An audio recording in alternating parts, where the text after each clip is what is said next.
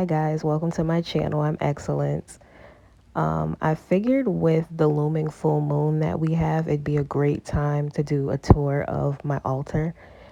If you don't know, a spiritual altar is basically a sacred place to connect to your higher self, the universe, in my case, my spirit guides. It's just a space of peace and harmony with myself. So stay tuned as I walk you through my special place. So on my altar, I like to keep elements of the earth on it.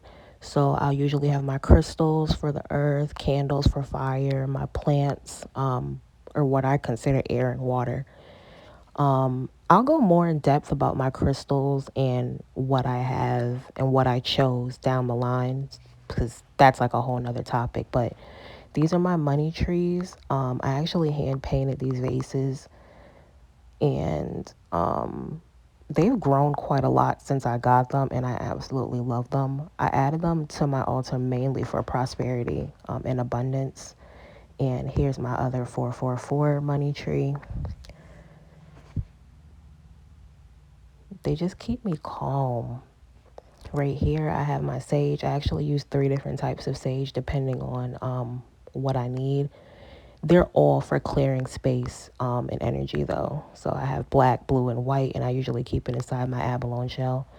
These are my prosperity jars. I have a couple of the money tree leaves in here. I'll drop coins in them. And I usually just speak and call on to the earth when I light the candles that I put inside them. Some of the tools I keep on my altar are money drawing oils, which I get from a spiritual shop that is in my area.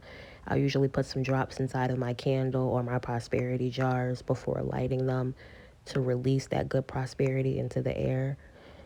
I also have a baby picture of myself because I really like paying homage to my younger self. I don't feel like my younger self was always protected, which is why I keep protection crystals around me. I also have, sorry, it's hard to talk about, a picture of my dearest friend Jessie who passed away, but she's always with me. I line my altar with cinnamon for prosperity, and I keep my wallet under my peridot crystal, which is also for prosperity. Yeah, I need a lot of prosperity and a lot of hope and a lot of money, as you can see. Quick disclaimer for those who do not understand my sarcasm yet. Do not build your manifestations or your prosperity or your altars around financial gain or money. The things around you will naturally foster those things. So don't be literal with that last comment. Anywho, I need more candles and stuff for my altar, so you guys are gonna come with me to the store. So, kids, we're going on a trip to Mama's favorite store, and if you know me, you already know the fucking vibes, and you already know where Mama is going. The Dollar Tree, bitches. Period. So I really like venturing into different Dollar Trees because they all carry different things.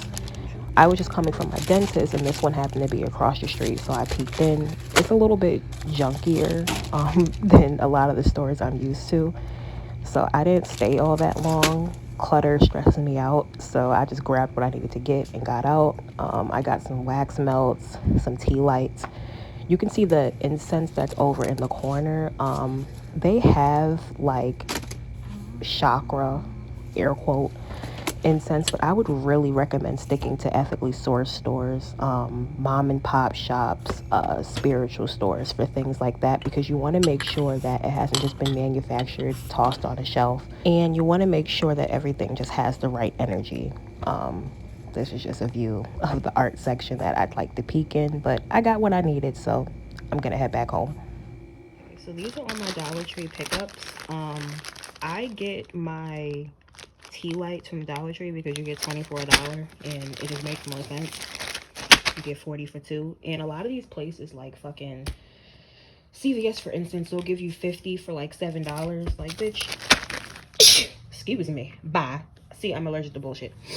Anyways, I get my wax melts from them as well. I don't know why, but this brand, this Lumen Essence, is so strong.